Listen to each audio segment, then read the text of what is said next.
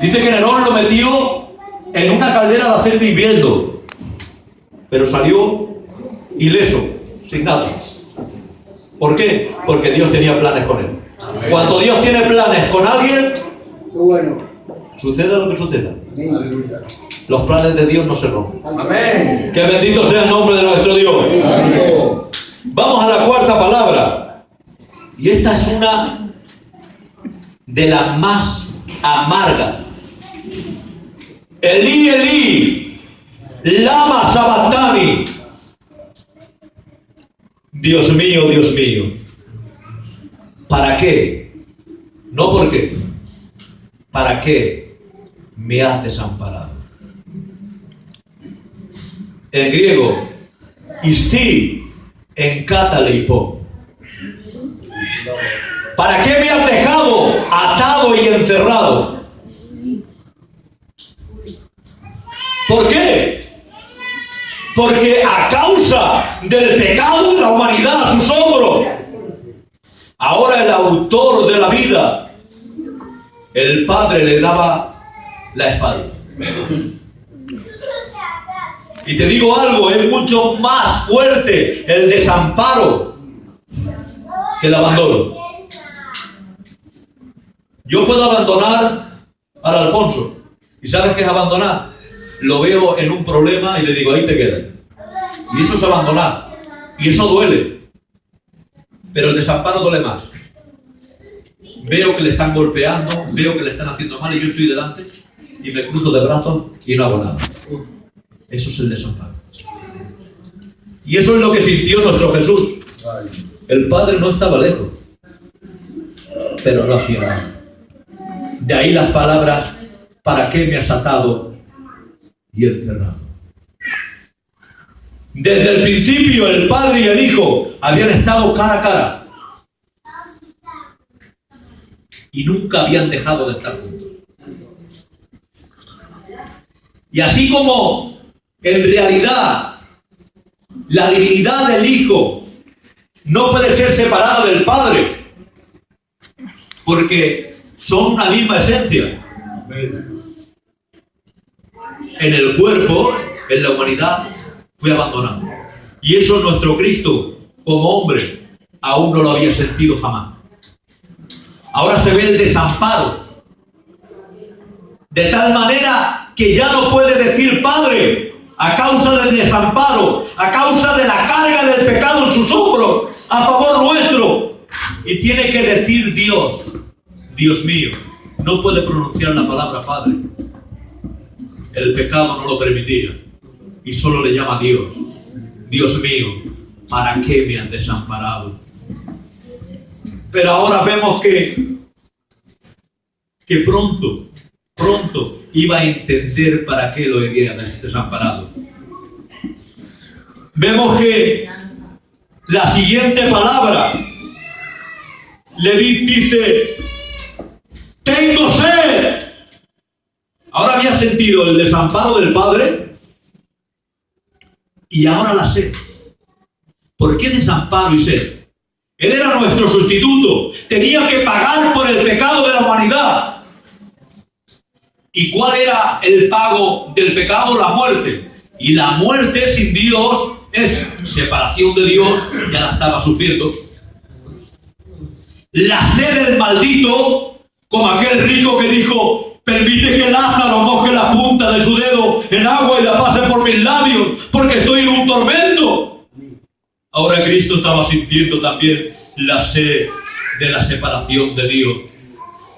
Vinieron con hiel y vinagre para que bebiera, pero él no estaba sintiendo esa sed. Era la sed espiritual de la separación de Dios. Eso estaba sintiendo. Muchos dicen que, como hemos dicho antes, que Cristo bajó al infierno. Más bien pareciera que el infierno había subido al Calvario.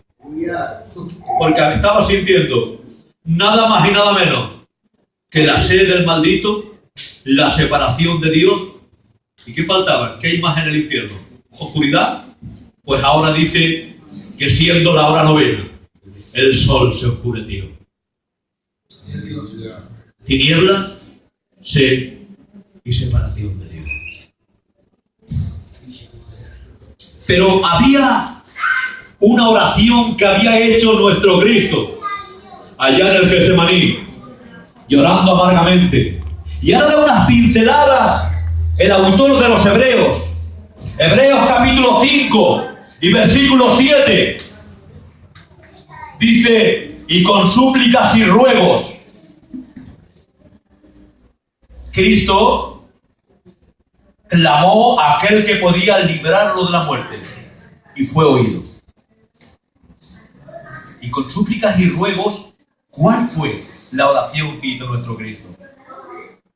Pues la oración es la que dice el Salmo 16:10. No dejarás mi alma en el Seol, ni permitirás que tu santo vea corrupción. Y fue oído. De tal manera que vemos que la siguiente palabra, la sexta, es consumado es. Amén.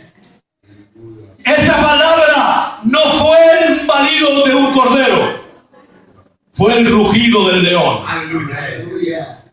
En griego, tetelestai, todo está hecho. Esa palabra se decía para varias ocasiones. Cuando uno había pagado su condena, se decía tetelestai, consumado es. Cuando uno hacía un trato, decía tetelestai, hecho está. Cuando el cordero era ya de tiempo para ser sacrificado, se decía tetelestai, está hecho. El tetelestai ahora era la palabra donde Cristo estaba viendo la obra hecha. Hemos dicho que el Padre había dado la vuelta. Pero si el Padre me estaba mirando a mí y el mundo estaba fuera del ámbito de Dios, al darse la vuelta el Padre, ¿a quién se encontró? Al mundo. Y Cristo iba muerto para reconciliar a Dios con el hombre. Y ahora cuando vio al Padre mirando al hombre, pudo decir, tetelestai, consumado es, la obra está hecha. Que bendito sea el nombre de nuestro Dios. Esa era la obra que nuestro Cristo tenía que hacer. Había reconciliado los cielos con la tierra. Y en este estado, cuando ya estaba todo hecho, como dijo la oración, no dejarás mi alma delante, como dice también el capítulo 2 de Hechos, ni permitirás que tu santo vea corrupción.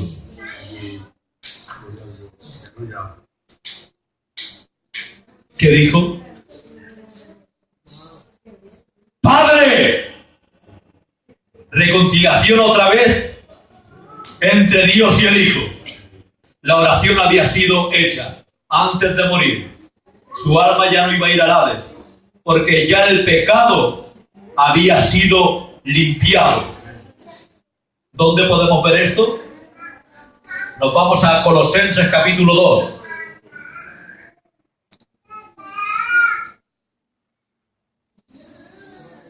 Y verso 13 y 14.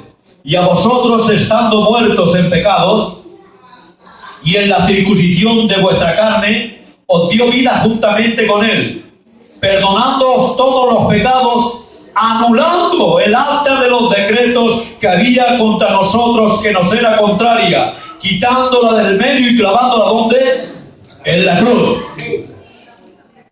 Despojando a los principados y a las potestades, los exhibió públicamente, triunfando sobre ellos en la cruz. ¿Dónde perdonó nuestros pecados? En la cruz. ¿Dónde venció? En la cruz. ¿Y dónde triunfó? En la cruz. Hay que hacer una separación entre victoria y triunfo. La victoria es cuando se gana, el triunfo es cuando se celebra. Y Cristo no solo venció en la cruz, sino que triunfó. ¿Cómo? Despojando al adversario, a los demonios, a Satanás y sus ángeles, de todas sus armas. El poder que tenía él sobre el hombre ahora es quitado. Aquello que había que el hombre no tenía amistad con Dios, ahora es reconciliado. De tal manera amó Dios al mundo, que ha dado a su Hijo unigénito para que todo aquel que en él cree no se pierda, mas tenga vida eterna. Vemos ahora que los demonios están desprovistos de sus armas, porque Cristo le ha pisado la cabeza en la cruz del Calvario. Y como decía ya en la profecía primera de antaño, que la serpiente le mordería en el calcañar, pero Cristo le pisaba la cabeza. ¿Y de qué estaba hablando ahí? ¿Dónde iba a ser pisado? En su parte más baja, en la humanidad. Pero con esa misma humanidad, con el pie, Cristo le iba a pisar la cabeza, porque venció como hombre. Amén. Que bendito sea el nombre de los demonios. Todo el mobiliario del templo tenía dos naturalezas, la humana y la divina.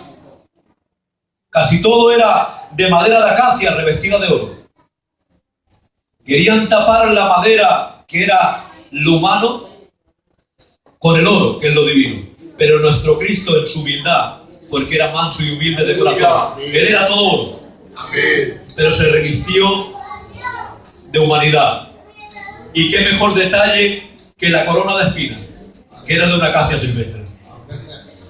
Era oro revestido de acacia.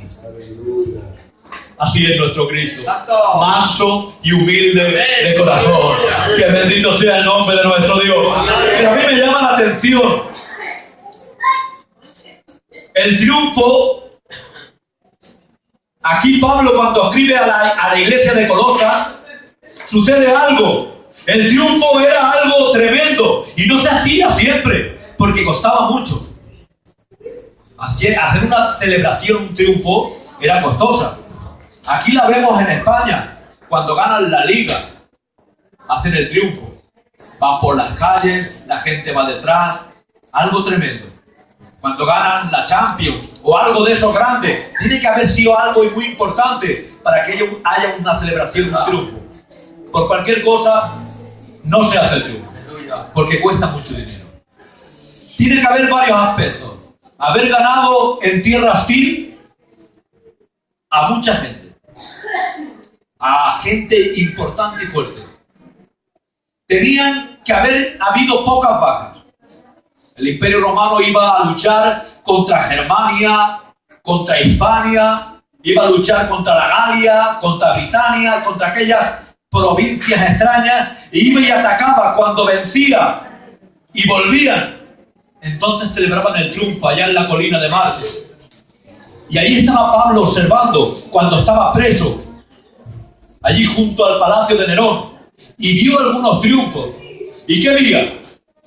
Vía a las personas que habían triunfado, a los soldados victoriosos, como la gente los victoreaba, les echaba ramas, les echaba flores, daban gritos y alabanzas, pero detrás iban cautivos los reyezuelos y la gente, los capitanes enemigos, atados con cadenas y desnudos, sin armas. Y eso es lo que pasó en el Calvario. Nuestro Cristo triunfó y fueron atados los enemigos y desprovistos de sus almas. Eso es lo que dice, los exhibió públicamente. El exhibir a una persona públicamente era que estuviese desnudo. Fueron exhibidos públicamente. Los enemigos se quedaron y vieron su vergüenza. ¿Y qué sucedía más?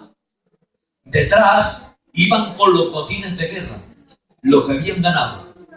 Pero ahora nuestro Cristo había hecho bastante para celebrar el triunfo, por supuesto. Había ganado una gran batalla. ¿A cuántos? A la tercera parte de los ángeles. Tenían que haber caído pocos. Solo hubo una muerte, y aún esta resucitó.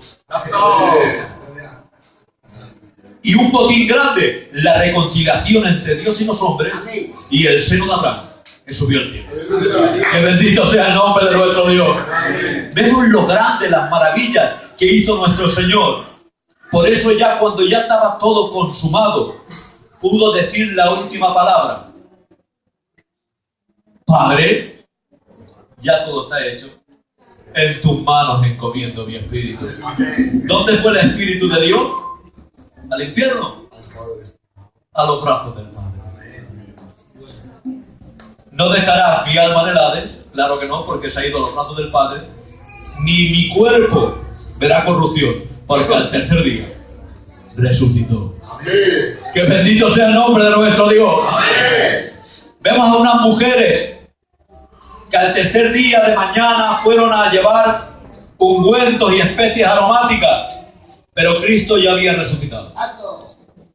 Pero había una que había llegado aún antes que ella. ¿Quién fue? María. María de Magdala había llegado antes. ¿Sabéis por qué? ¿Por qué llegó antes María? ¿Habéis parado alguna vez a pensar por qué llegó antes María? Sencillamente porque las otras mujeres tuvieron que hacer preparativos de especies aromáticas y perfumes, pero ella ya se lo había ofrecido en vida. Cuando le ofreció aquel ungüento, dijo: dejadla, porque es para preparación para mi muerte. Entonces ella ya no tenía que llevar nada, tenía que ir solo ella. Y ahora cuando lo ve resucitado, se echa a sus pies y se agarra fuertemente. Y ahora es cuando el Señor le dice: no me toques, que no he subido al Padre. ¿Cuánto mal ha hecho esa frase malinterpretada? Porque lo que le dice claramente es: no me agarres, no me asies, que aún no me he ido al Padre. Diciéndole, porque le dice: he resucitado, ve y dilo a los discípulos. Le estaba diciendo: suéltame ya, hija, que aún no me he ido, que voy a estar ahí muchos días con vosotros. Ve y di que he resucitado. Eso es lo que le estaba diciendo, sencillamente.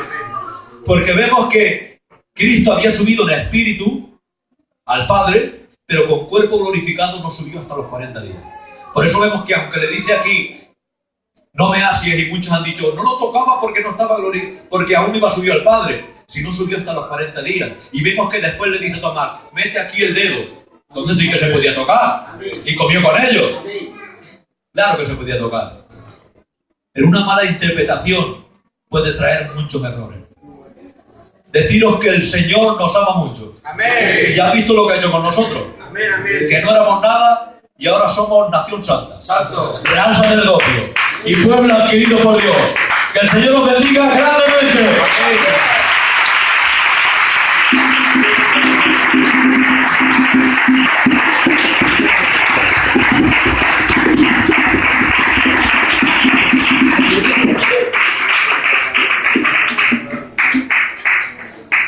Bendito sea Dios.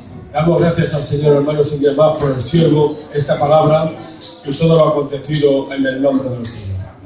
Vamos a cantar una alabanza y vamos a pasar el servicio de la ofrenda.